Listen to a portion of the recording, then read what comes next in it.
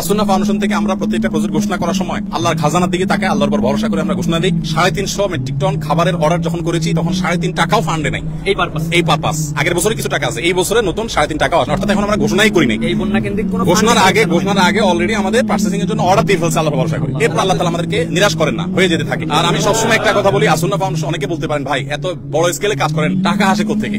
আপনারা অবাক হবেন যে গত 24 ঘন্টায় 3 লক্ষের বেশি ডিলিংস হয়েছে, অর্থাৎ 3 লক্ষের বেশি ট্রানজাকশন হয়েছে। মানুষ 3 লক্ষের বেশি মানুষ টাকা দিয়েছে, কেউ 5 টাকা, কেউ 1 টাকা, কেউ 500 টাকা, কেউ 50,000, 1 লাখ টাকা। আমাদের এখানে কোনো বড় লোকের টাকা ফাউন্ডেশন চলে না। অনেক বড় বড় শিল্পপতিরা পার্সোনালি আমাকে ফাউন্ডেশনের পুরো প্রজেক্টের দায়িত্ব নিতে চেয়েছে। আমি বিনয়ের সাথে বলেছি আপনি দোয়া করেন, ফাউন্ডেশন সর্বসাধারণ টাকা চলবে ইনশাআল্লাহ। কাজের জন্য এখানে হাজার হাজার মানুষ আসছেন, সকাল থেকে হাজার হাজার মানুষ, কত হাজার মানুষ আসছে আমরা জানি না। দুপুরে আমরা 1000 মানুষকে খিচুড়ি রান্না করে খাইয়েছি। জুমার সময় যারা ছিলেন, তবে জুমার আগে অনেকে কাজ করেছেন, চলে গেছে, নতুন করে অনেকে আসছেন। আলহামদুলিল্লাহ, এটা বাংলাদেশের মানুষের জন্য বিশাল বড় একটা অনুপ্রেরণার বিষয় যে আমরা যে কোনো দুর্যোগে ঝাঁপিয়ে পড়ি। আলহামদুলিল্লাহ, আমাদের আজকে যে সমস্ত মালামাল প্যাকেজিং কমপ্লিট হয়েছে সেটা দুই ভাবে হয়েছে। এখানে যেগুলো হয়েছে এগুলো হলো সব ভারী খাবার, চাল, ডাল, তেল, চিনি, লবণ, এগুলো ইনশাআল্লাহ আমরা আগামীকালকে পাঠাবো। কারণ এই মুহূর্তে বন্যার্তদের প্রয়োজন হলো সবচেয়ে বেশি হলো উদ্ধার তৎপরতা, যেটা আসলে প্রশিক্ষিত লোকবল ছাড়া সম্ভব না। সো ওইটা এখন বাংলাদেশ সেনাবাহিনী এবং অন্যান্য বাহিনীর সদস্য ভাইরা তারা অক্লান্ত পরিশ্রম করছেন হেলিকপ্টারে বিভিন্ন ভাবে মানুষকে উদ্ধার করার জন্য। কিন্তু উদ্ধার করার সাথে সাথে তাদের যে খাবারের প্রয়োজনটা হবে, শুকনা খাবার, সে ড্রাই ফ্রুটটার ব্যবস্থা আমরা করেছি 20,000 পরিবারের জন্য। এই 20,000 পরিবার যাদের জন্য আমরা অ্যারেঞ্জ করেছি, সেটার মধ্যে আপনার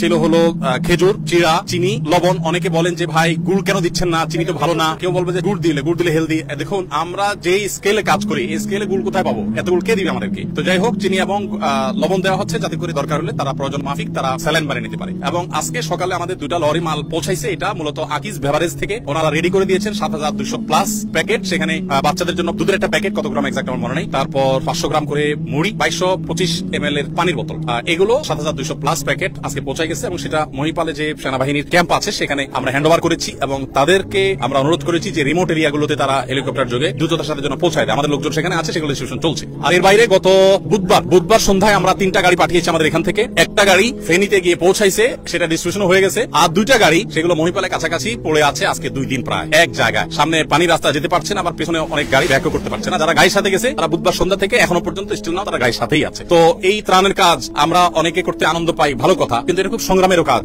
অনেক বড় যুদ্ধ এখানে। আমাদের আজকে যে কাজগুলো হয়েছে সেগুলো আমরা আনুমানিক বলতে পারি 1/5, 5 ভাগের 1 ভাগ কাজ। আমরা যে কাজটা করতেছি সেটা হলো আপনার আনুমানিক 700 মেট্রিক টন।